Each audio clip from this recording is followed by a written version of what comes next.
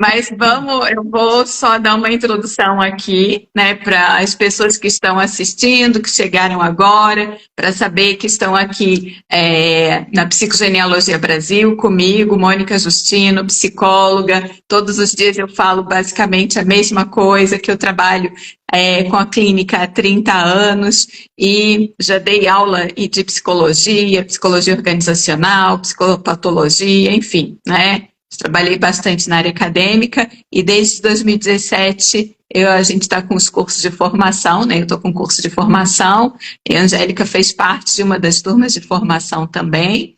E em 2008 eu trouxe a psicogenealogia para cá.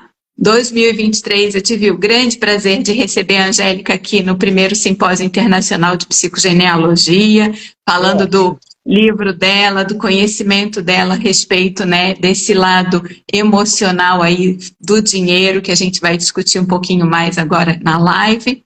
E esse ano a Angélica vem de novo participar do nosso simpósio, que eu já avisei outras vezes aqui também, que vai ser dia 28, 29 e 30 de março, eu ia dizer de setembro, estou longe, hein? Mas é de março, gente, e a gente espera por vocês, né, para assistir esse simpósio. A Angélica vai ministrar uma oficina que é justamente sobre esse tema do dinheiro, é o lado emocional e transgeracional do dinheiro, né? Então estaremos juntas aqui mais uma vez para falar a respeito, né, do transgeracional, da psicogenealogia, das questões financeiras, né?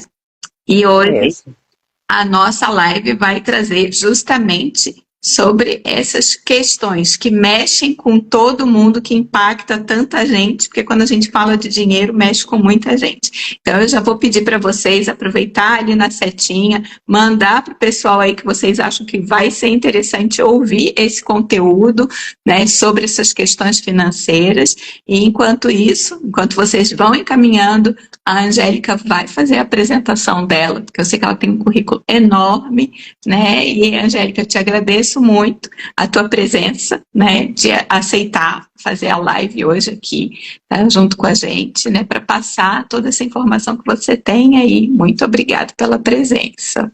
Eu que agradeço, Mônica, o convite, a oportunidade, né, de estar aqui e de ter um espaço para a gente disseminar um pouco mais desse conhecimento, porque é muito importante que mais pessoas, cada vez mais, tenham acesso a essas informações para a gente poder ir transformando a sociedade, né? Então, para mim, é sempre uma alegria ter um espaço para falar, para conversar, para trocar ideias sobre isso.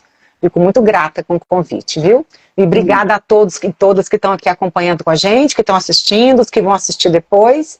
Espero que seja um tempo bem enriquecedor, para que todo mundo saia com algo mais na bagagem aí, né? Eu vou falar brevemente, né, um pouco da minha trajetória, rapidamente. Eu sou psicóloga também como a Mônica, fiz a formação com ela em psicogenealogia, porque é uma área que eu adoro, que é trabalhar com família. Eu já tinha feito outras formações nesse campo, e a psicogenealogia agregou muito conhecimento para mim, foi uma formação incrível, que eu super recomendo para quem tem vontade, curiosidade, e para quem gosta desse tema da família.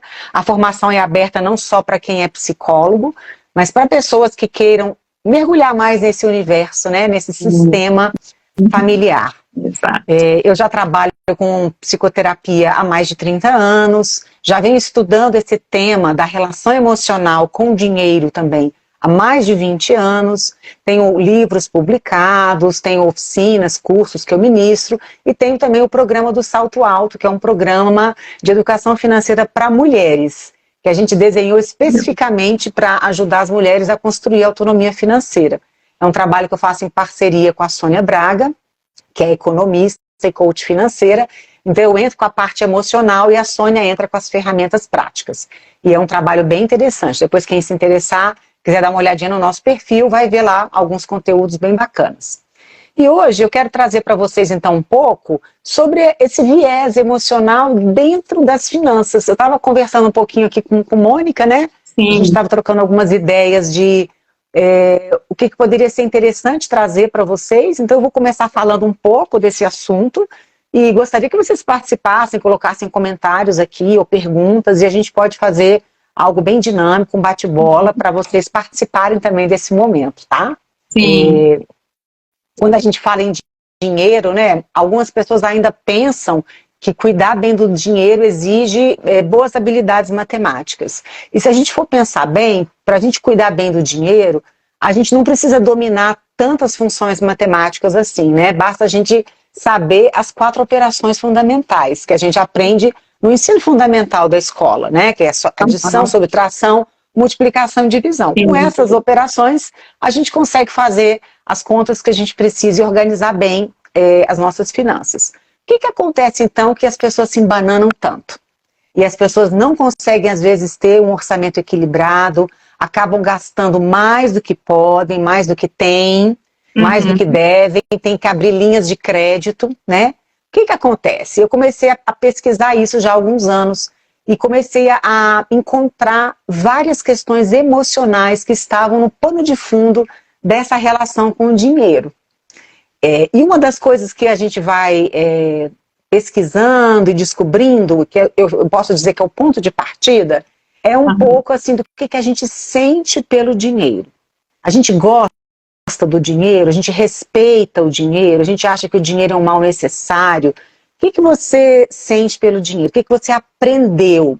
E esse aprendizado vem da família, né? Nós vamos falar de família aqui, mas vem também da sociedade como um todo, da cultura onde a gente está inserido. Então a gente recebe várias influências. É claro que a influência maior e principal é a influência familiar. Então, ao longo aqui da nossa conversa, eu já vou pedindo para cada uma ir pensando nessas influências. O que foi que você viu na sua família? O que você aprendeu com seus pais? O que seus pais falavam sobre o dinheiro? O que seus pais vivenciaram sobre o dinheiro? As experiências que foram, de repente, traumáticas para a família, experiências de vitória, porque a gente recebe influências positivas também, né? Não são só influências negativas. Sim. Então, vai cada um pensando um pouco assim nessa bagagem, uma bagagem. Imagina que é uma bagagem que todo mundo carrega, né? Aquela bagagem invisível, que a gente não enxerga com esses olhos aqui, mas que a gente carrega o tempo todo, a gente gostando ou não. Sim. E onde quer que a gente vá, a gente leva essa bagagem, né, Mônica? Às vezes algumas pessoas falam assim pra mim, eu vou mudar de país, que eu vou deixar tudo pra trás, quero ter uma vida completamente diferente, vou fazer tudo diferente. Aí chega lá, descobre que a malinha foi junto, né? Exato. Ou a mochila. Não tem como a gente se desfazer dela, né?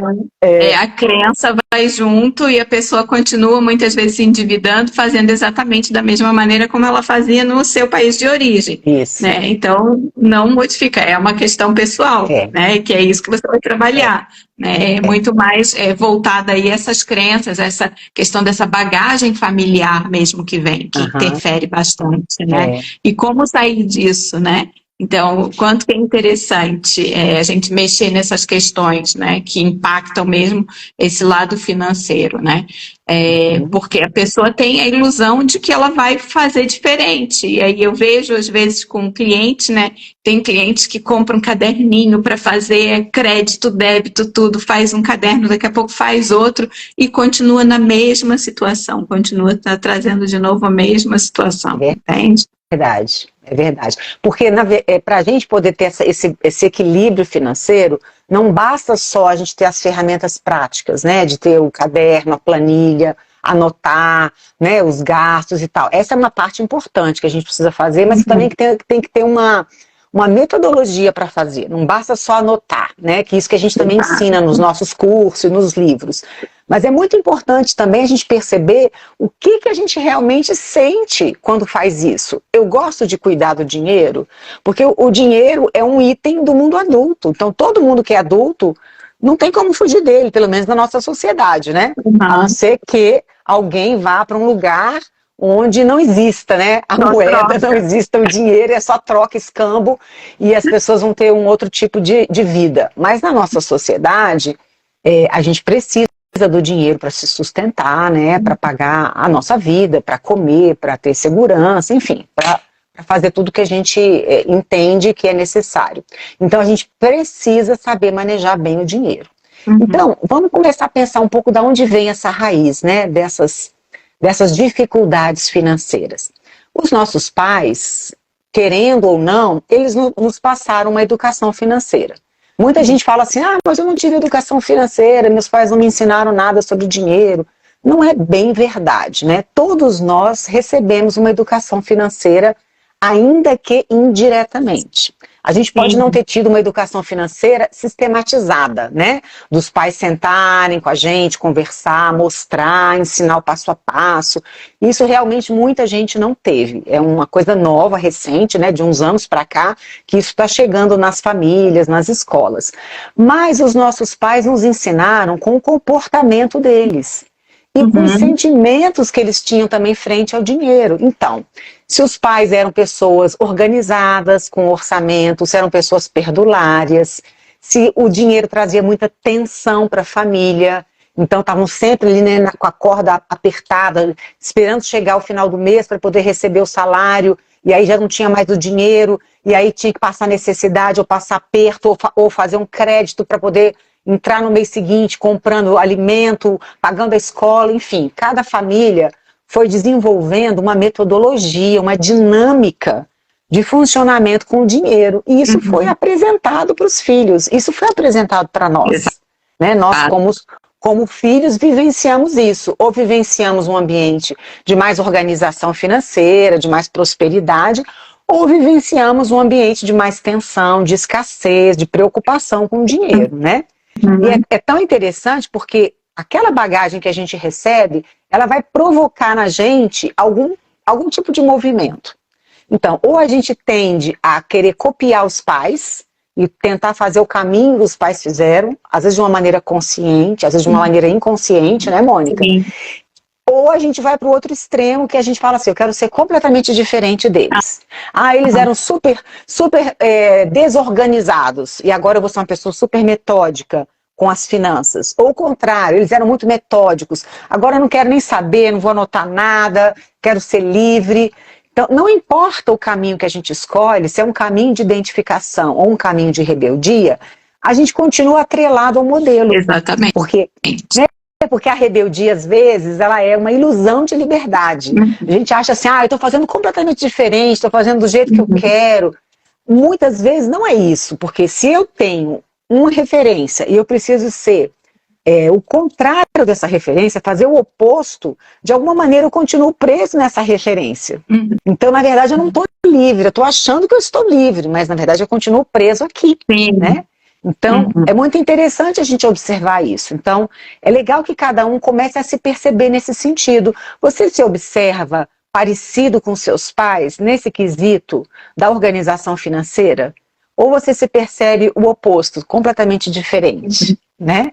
É interessante, né, Angélica? Porque ontem eu estava falando sobre a questão dos relacionamentos afetivos, dos modelos que a gente traz, e é exatamente isso. Quando a gente está numa família, quais são os modelos de relacionamento que a gente tem, né? Os pais, os avós, os tios, e aí a gente se baseia nesses modelos para escolher aquilo que a gente quer afetivamente para a gente. Então, com essa questão do dinheiro, a gente também está tomando como modelo como eles fizeram, né? Qual é a história financeira da nossa família? Porque é importante a gente enxergar que o que a gente traz aí para a nossa vida financeira não vem do nada, vem dessa experiência, dessa bagagem que está ali, né? Tem até uma pergunta aqui que foi colocada, né? A partir do momento que tomamos conta da nossa história, das crenças inseridas, como fazer esse caminho ser diferente, né? Como ressignificar após ter essa tomada de consciência? Como é que a gente pode fazer, né, no caso?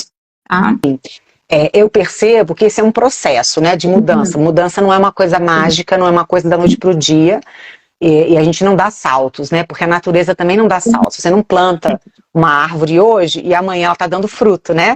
A árvore vai precisar de um tempo para ela fincar as raízes, descer as raízes no solo e começar as mudinhas, né, a saírem o tronco, as folhas, até chegar no momento da floração e das frutas.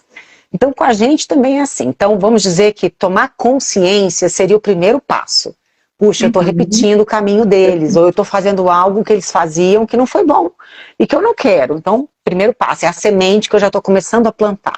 Então, agora eu preciso cuidar dessa árvore. Então, eu preciso também, junto com essa tomada de consciência, acessar as emoções. Porque, geralmente, o que está por baixo de uma crença que é algo que às vezes nos limita e nos prende, são emoções, experiências emocionais que a gente viveu e que a gente não teve como elaborar, a gente não conseguiu digerir e aquilo ficou preso e parado dentro de nós. Então esse é um processo, às vezes, que leva um tempo mesmo, né? Que é eu acessar essas emoções, o que eu sentia, como eu me sinto quando eu olho para esse comportamento dos meus pais, para esse meu comportamento, onde que isso me leva, eu fico com medo. Eu tenho medo de ficar pobre, eu tenho medo de ficar sem dinheiro, de passar necessidade, eu tenho medo de perder tudo, eu tenho medo de fracassar, ou eu tenho medo de conseguir o dinheiro depois, sei lá, alguém me tomar. Então aí são as fantasias, as crenças, as emoções que estão ali por baixo, as raivas muitas vezes, né? Porque muitas vezes mesmo é bem comum a gente ver as pessoas usarem o dinheiro como um instrumento de vingança, né? Então assim, eu sinto muita raiva e aí eu vou gastar esse dinheiro porque isso vai atingir alguém, eu vou machucar alguém com isso, né? Então a gente precisa acessar essas emoções para que isso vá ficando mais digerível, mais palatável, né? Assim, mais, como é que eu vou dizer, possível, né? De ser mais concreto, absorvido. na verdade. Né? Então, assim, não basta só a gente ter a questão racional do conhecimento. Essa é uma parte, é num nível. No outro nível é a gente acessar essas emoções e perceber os níveis de lealdade que a gente tem, né? Então, assim, em que eu estou repetindo, com quem que eu estou repetindo, que às vezes é com os pais, mas às vezes é mais para trás. Por isso que é tão importante a gente fazer essa investigação da família, a gente mergulhar na nossa árvore, né, genealógica, para a gente poder conhecer essas histórias pregressas. Então, os avós, os tios, primos, bisavós, como é que foi a vida deles? Como é que eles lidaram com o dinheiro? Foram pessoas que passaram fome, passaram necessidade? Eles fizeram dívidas ou alguém devia para eles? Houve algum mau negócio, houve algum crime, porque às vezes tem crimes, né, que são escondidos e que envolvem dinheiro, né, e traumas, né, que a família vai vivendo e perdas. Então, tudo isso está ali no inconsciente, está no pano de fundo. Então, assim, à medida que a gente vai tomando consciência, a gente precisa acessar essas histórias e acessar essas emoções dessas histórias, porque essas histórias têm muita emoção, né, muita emoção guardada. Quando vem... E a gente... pode falar, desculpa te cortar. Então, imagina, é que essas emoções, muitas vezes, não foram elaboradas pelos nossos antepassados. Porque se a gente for pensar, essa história de fazer terapia, de fazer processos de autoconhecimento, é algo relativamente novo. Então, assim, os nossos bisavós não tiveram acesso a nada disso, né? Nossos avós também provavelmente não. Então, eles tiveram que engolir essas dores, tiveram que passar por cima, né, desses traumas, dessas dificuldades, ficou ali guardado. E de alguma maneira isso foi jogado para frente, né, para a próxima geração. Então, por isso que é importante a gente olhar para isso com um olhar muito cuidadoso, né, delicado também, respeitoso e de acolhimento mesmo dessa história, né, Mônica? Sim, exato, né? O quanto é importante realmente a gente poder resgatar essas informações, né?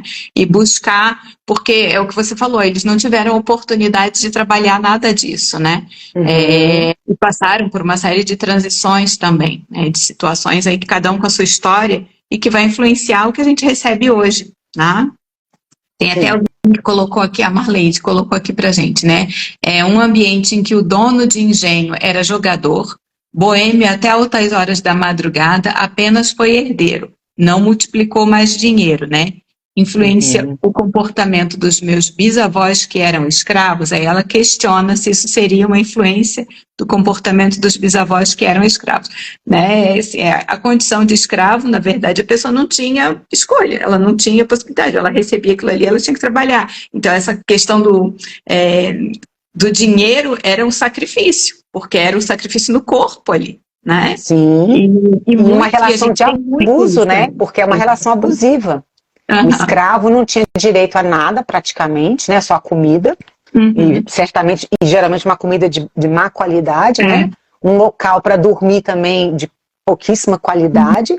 E tinha uma exploração. Então, vem o quê? Uma informação de exploração, de abuso, junto com a questão da sobrevivência, né? Então isso é importante mesmo da gente olhar. E hoje, né? Hoje eu estou trabalhando e como é que isso se manifesta na minha vida? Essa informação de abuso, essa informação de exaustão, porque os escravos não podiam descansar. Então eu sou uma pessoa que eu trabalho sem parar, que eu não consigo descansar, que eu não consigo criar momentos, né?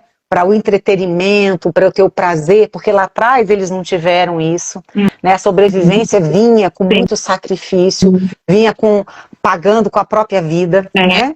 Então tudo essa isso não permissão, né? Isso, tudo isso vai ficando relacionado, né? E se a gente for olhar o outro lado também, então esse herdeiro, que eu estou entendendo que ele não trabalhou, né, para construir o dinheiro, o patrimônio, ele só desfrutou. Então, e de alguma maneira ele explorou, o dinheiro veio por meio de uma exploração, né? Explorava a mão de obra.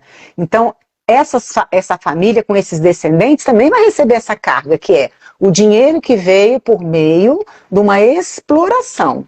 O dinheiro que veio por meio da falta de respeito humanitária. Né? Então, que carga é essa também que essa família está carregando em relação ao dinheiro?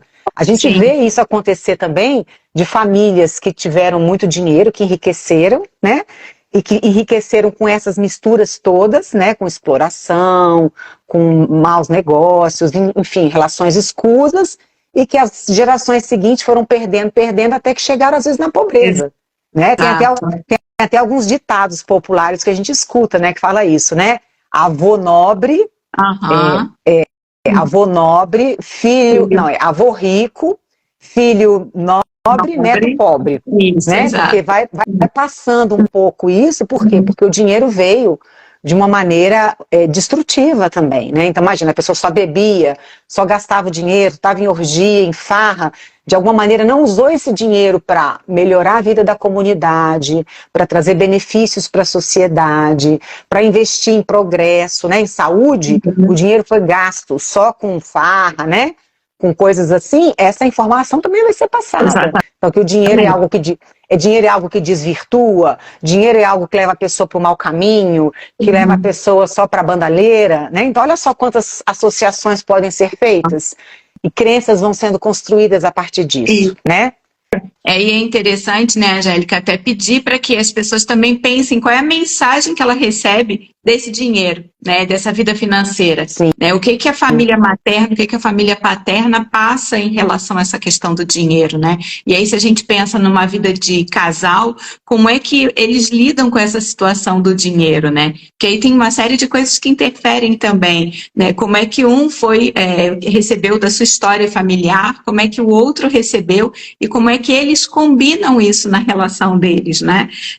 A dificuldade, às vezes, porque quem vem, às vezes, com essa questão da finança, que foi explorado, né, que não consegue guardar o dinheiro, e o outro que está lá, que guarda, que é próspero, que investe, como que eles conseguem, né, dar conta disso? Então, o quanto que esse dinheiro também, ele vai mexer em uma série de relações na vida da gente. Completamente, Mônica, completamente. Então, o dinheiro, ele é um item, vamos dizer assim, muito importante nas relações de casal, né? O casal precisa realmente conversar sobre as finanças, sobre a bagagem familiar que cada um trouxe, né? Não só em relação à quantia de dinheiro, se um tem mais do que o outro, ou ganha mais do que o outro, mas assim, das experiências que cada família viveu, né? Os aprendizados, porque isso vai interferir sim no relacionamento a dois. E a gente sabe que, infelizmente, muitos casais entram em muitos conflitos por conta do dinheiro, né? Por conta das finanças. Porque um faz o cuidado financeiro de um jeito, o outro de outro, e às vezes são pontos opostos na maneira de lidar, e isso gera muito atrito, né? Um às vezes é mais perdulário, gasta muito, não cuida, o outro é super cuidadoso, aí começa a ter os embates, né, por conta disso. E as pessoas às vezes não se dão conta que tem a ver com esse histórico, né? E às vezes é interessante porque as pessoas levam também para as finanças como se fossem um desdobramento de outras frustrações da vida, né? De situações da vida que não foram bem resolvidas, e a pessoa de alguma maneira leva isso para ter uma compensação ali com as finanças. Então a pessoa às vezes que se sentiu muito isolada, né? Cresceu, às vezes, na escola, sem uma turma, não se sentia pertencendo, se sentia sempre de fora, não respeitada. Aí ela cresce, começa a trabalhar, começa a ter o dinheiro dela, ela começa a ter uma necessidade muito grande de se sentir fazendo parte dos grupos, então ela tem que consumir tudo que todo mundo está consumindo, mesmo que isso não caiba no orçamento dela. E aí já começa um processo de endividamento, muitas vezes, né? E a pessoa não se dá conta de que ela está num mecanismo de compensação, né? Ali de coisas antigas. Coisas antigas, né? Feridas que ela teve lá atrás, que ela se sentia sempre inferior ou desvalorizada. Então agora ela tem que usar sempre o último modelo de telefone, a roupa da marca tal, né, o carro de tal modelo, porque é uma maneira de tentar se sentir respeitada pela sociedade, algo que foi machucado lá atrás, né? Precisa desse reconhecimento, né? Então, por meio desses objetos, do valor, né, da presença, a pessoa precisa ter esse reconhecimento. E isso é a compensação total, né? Aí é o resgatar realmente o que aconteceu nessa história para poder entender como ela está lidando com essa questão do dinheiro, né? De que maneira que ela está usando. Sim. Sim, e a gente vê, assim, as experiências também que a família viveu, né? Às vezes a pessoa viveu isso dentro da própria família, né? Da família ter sido humilhada, subjugada ou destratada, sendo sempre colocada assim, né? De escanteio. E aí vem alguém da família com essa bandeira, vamos dizer assim, né? Agora eu vou fazer com que tudo isso seja diferente, mas por uma via que não é a que resolve, né? Porque isso não cura lá dentro. A pessoa não tem essa consciência, ela vai buscar a solução em algo que não vai trazer realmente a cura para aquilo que ela precisa, né? Porque não vai ser ela usando, e é só aquela marca que vai fazer ela se sentir melhor ou mais aceita, né? A gente sabe que isso é uma grande ilusão. Por isso que é uma bola de neve. Então, quanto mais a pessoa consome, mais ela precisa consumir e nunca ela está satisfeita. Então, ela sempre precisa de mais. E a gente sabe que os apelos para o consumo hoje são muitos, né? Então, com tudo que a gente vive hoje de propaganda, de marketing, de estratégia, de venda, de tudo, as pessoas vão ficando ali sensíveis para isso, vão sendo isso, né, mordidas por essas iscas e acabam entrando, né, nisso daí. É muito isso, né? Porque assim, ela perde total o controle, porque aí entra toda a questão emocional, né? Sim. Dessa compensação, o que precisa fazer para suprir. E eu vejo muito pessoas que trazem a informação do tipo, eu estava tão chateada, não saí, fui comprar, porque pelo menos eu fui me presentear, fui fazer alguma coisa para compensar aquela tristeza, às vezes uma mágoa, alguma situação que ficou, quando você falou da raiva também, vou lá e vou gastar tudo só de raiva. Quantas vezes as pessoas falam isso, né? Então são movimentos que realmente vêm aí em função de toda essa questão emocional, né? Que não consegue trabalhar de uma forma e acaba usando o dinheiro. E aí a gente está falando, né? A gente vive numa sociedade hoje que está o tempo todo investindo para que a gente gaste, né? E facilitando cada vez mais, porque a gente nem precisa mais tocar no dinheiro e no banco pegar dinheiro. Você tem o dinheiro na palma da mão ali, aliás, você nem põe mais a mão no dinheiro, mas você gasta igual. Né? Então, assim, fica aquela sensação de que não, imagina, eu não estou gastando, porque eu estou só passando cartão, ou estou só passando Pix aqui, né? E é muito simples e muito fácil de sair o dinheiro, né? Sim, muito então, fácil. A gente se corre muito esse risco, né? E a pessoa acaba não tendo essa consciência, né, do gasto, porque antigamente, quando a gente usava mais as cédulas, as pessoas andavam com bolo de dinheiro, né? Imagina, lá no tempo dos nossos pais, dos nossos avós, né? Sim. Andavam com massa. Eu me lembro do meu pai ter dinheiro no bolso, né? Quando eu era criança. Então ele tirava, então ele pagava, comprava alguma coisa quando ele tinha dinheiro. Quando ele não tinha dinheiro, não comprava. Então o endividamento era muito menor, porque assim, você não tem o dinheiro, você não faz. Hoje não, hoje as pessoas não têm o dinheiro e elas abrem linhas de crédito. Né? Então, aí as pessoas vão se perdendo dentro disso, né? Não vão tendo essa consciência de quanto elas estão usando do dinheiro, né? Então é muito importante realmente também, junto com essa questão emocional, ter as ferramentas práticas para que a pessoa possa ter uma vida mais equilibrada. E a gente estava falando também dessa questão dos traumas, né, Mônica? A gente aqui no Brasil, nós tivemos, né, recentemente, não tão recentemente, mas até foi recente, o Plano Collor, né? E a gente estava até conversando um pouquinho sobre isso, que quantas famílias perderam todas as suas economias, tudo que haviam, né, conseguido por conta daquele confisco que foi feito, né? Sim. Quanto de medo isso foi, quanto medo isso provocou, né, nas famílias. Uhum. E é tão interessante porque isso vai passando, né, de família, de geração para geração. Exato. E hoje, algumas pessoas que tiveram essa referência lá atrás, né, das famílias que perderam tudo, podem muitas vezes ter comportamentos opostos, ou ter muita dificuldade de gastar o dinheiro, e de confiar mesmo num banco, numa nova aplicação e tal, porque tem esse medo de alguém vir e tomar de novo. Ou, às vezes, um comportamento oposto, que é assim, eu vou gastar, porque se eu juntar, não sei nem se eu vou ter esse dinheiro, não me garante que eu vou ter esse dinheiro. De repente vem alguém aqui e pega, então é melhor eu gastar. Mas isso não é consciente, né? Não é consciente. É o que a gente estava conversando, né? Porque eu já tive vários clientes que vieram, que é o que eu falei, a gente está recebendo essa geração agora, né? E com essa queixa, né? De que não consegue guardar, que não consegue acumular, que vem justamente a sensação que pode ficar sem. Então, a pessoa prefere gastar do que acumular. Né? E aí a gente vai investigando para ver o que aconteceu. E aí tem o histórico, né? De avô que ficou sem, né? Na família, alguém sofreu alguma situação semelhante. Então, foi um momento no Brasil que impactou para muitas famílias, né? Inclusive teve gente que chegou a tirar a vida em função disso, né? E a questão financeira é uma das situações que às vezes as pessoas também ficam com vergonha e acabam tirando a vida em função disso também. E aí, é claro, isso aí já vem com outro histórico para a história familiar, né? Já entra um outro histórico aí também, né?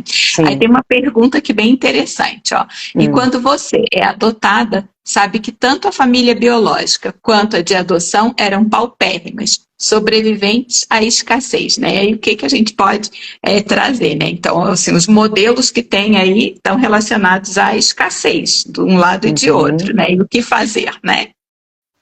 De uma certa maneira, é o que a gente falou da carga, né? Então a pessoa tem essa carga emocional dos dois lados, dois núcleos, né? Tanto da família adotiva quanto da família biológica. Então, é a mesma coisa para quem só tem a família biológica, né? Não faz diferença.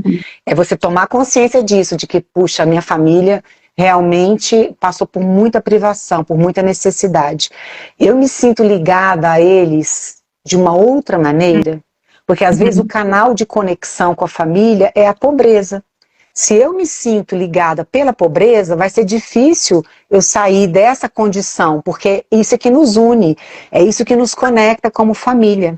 Então eu preciso abrir outros caminhos de conexão, me sentir pertencendo aos dois sistemas, porque de alguma maneira os dois sistemas foram importantes para mim, para que eu possa me desvincular e não entrar numa lealdade de que, puxa, como eles não tiveram nada ou tiveram muito pouco, não significa também que eu tenho que ter do mesmo jeito, eu posso prosperar. E aí trabalhando também esses medos. Se eu prospero, se eu saio desse patamar financeiro da minha família, como eu vou me sentir? Eu vou me sentir confortável no meio deles, se eu tiver mais dinheiro do que eles? Eu vou me sentir culpado, culpada? Eu vou me sentir obrigado ou obrigada a ter que ajudar alguém da família porque eu tenho mais? Porque todas essas questões, às vezes, se entremeiam aí, né, nessa questão financeira. Então é muito importante a pessoa perceber o que ela sente, como é que, onde é meu lugar confortável, porque a tendência é a gente ficar nessa zona confortável, que é aquele lugar onde eu consigo, me inserir, né, me adaptar. Porque a mudança, ela vai exigir um pouco esse desconforto, né, que é sair desse lugar conhecido. Sim, exatamente, né? Então você vê como que a pessoa ela vai reproduzindo esse comportamento para poder realmente estar vinculada. É uma questão de lealdade a essa família, né? Aí a gente pode até falar lá no conceito do Vansandy Golejac sobre a neurose de classe, que traz exatamente isso, né? Essa dificuldade que a pessoa tem de sair desse padrão familiar, né? Ela não consegue transitar numa outra classe, ela vai às vezes além e ela acaba perdendo, porque é como se ela estivesse traindo essa família, né? Ela não consegue enxergar que ela pode viver uma vida financeira estável, porque todo mundo viveu na escassez, então ela tem dificuldade de viver de outra forma, né? Porque também é uma situação desconhecida. Sim. Como é que é viver nesse desconhecido? Como é que é viver tendo facilidade financeira? Se eu vivi a vida inteira tendo dificuldade, tendo que trabalhar duro, né? Vem dessas histórias já de família, né? Então, acho que tudo isso impacta bastante em como a gente lida com esse dinheiro. E é importante a gente resgatar essa história para que a gente possa entender qual é a nossa relação com o dinheiro, com esse financeiro, né? E aí eu vou fazer até já uma propaganda aqui para você da sua oficina, porque, assim, quem ainda não se inscreveu no simpósio, quem ainda não escolheu a sua oficina, vocês já viram o quanto que vocês vão ter que trabalhar nessa oficina sobre a questão do lado emocional e transgeracional do dinheiro. O quanto que a Angélica tem de bagagem e de informação para poder trabalhar isso com vocês aí na oficina, no simpósio, tá? E a oficina vai ser bem prática, viu, gente?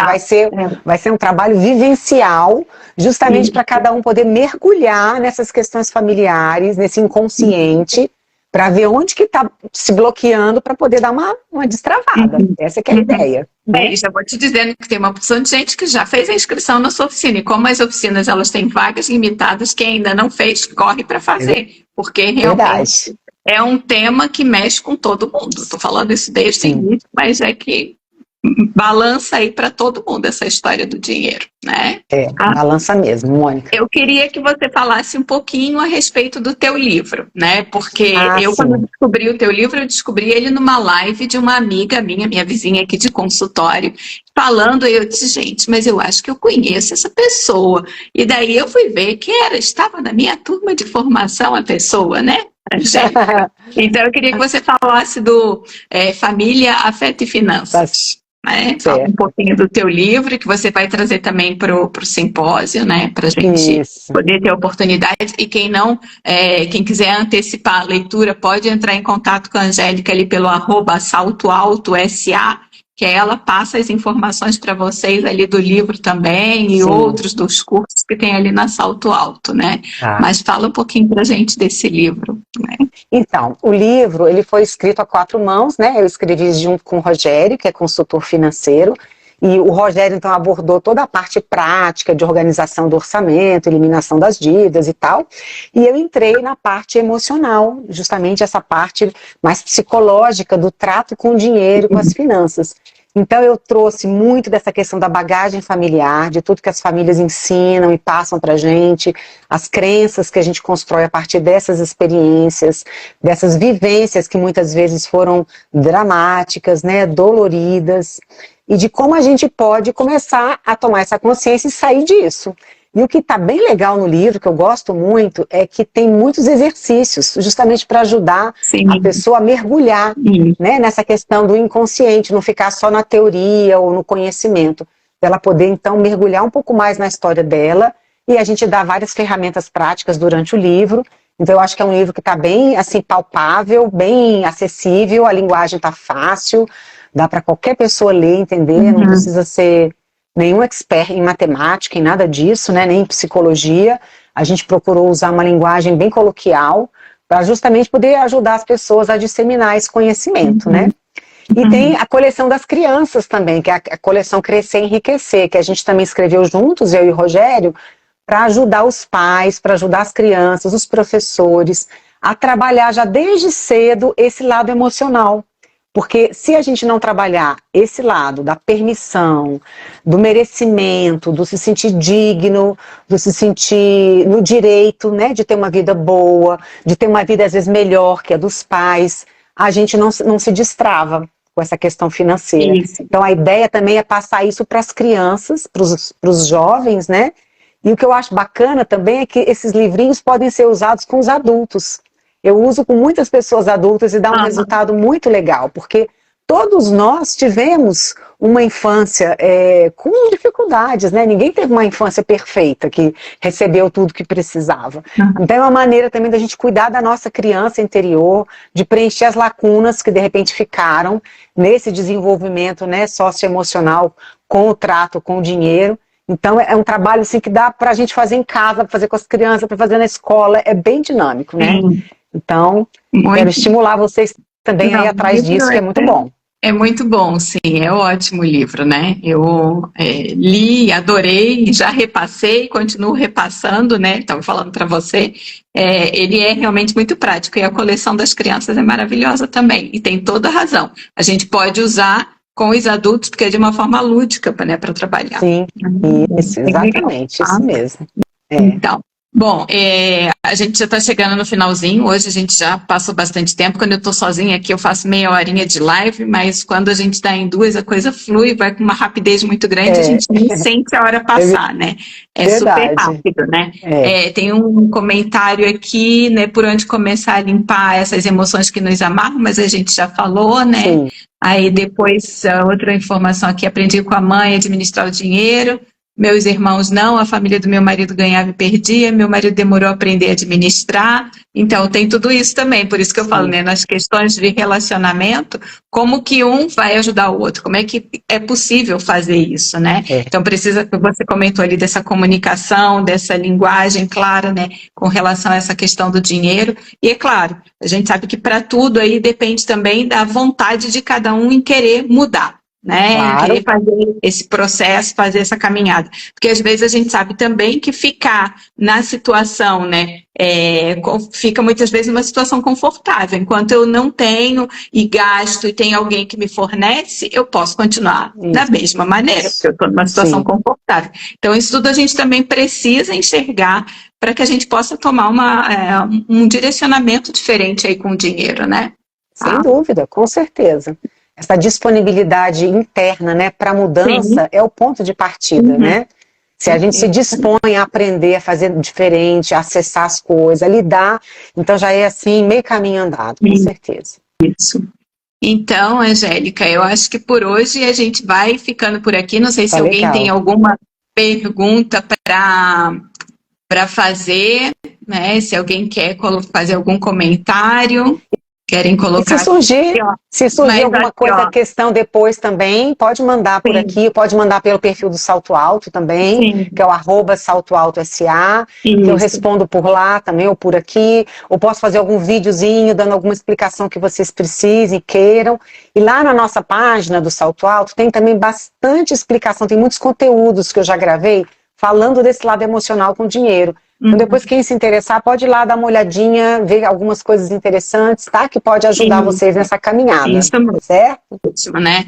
Então, assim, ficamos já na expectativa de ter você aqui no simpósio, né? Que vai ser maravilhoso. Ó, já tem gente colocando aqui ansiosa para chegar ao simpósio. Oba, muito obrigada pela live. Lá. Vai não ser sei ótimo, se você está vendo, mas vai ser muito legal, sim, né? As oficinas prometem muito, né? E te agradeço, né, por aceitar o convite para participar aí dessa maratona de lives aí que a gente está fazendo essa semana. Essa é a terceira. Semana que vem a gente vai ter a live com a Noelle, vamos falar aí sobre os fantasmas nos relacionamentos, né? Vai ser bem interessante também, tá? Então eu convido para quem ainda não está fazendo parte do grupo das lives, pode mandar lá um eu quero no direct para a gente entrar em contato para que vocês possam fazer parte e saber quando é que vai ter live, os temas das lives, né?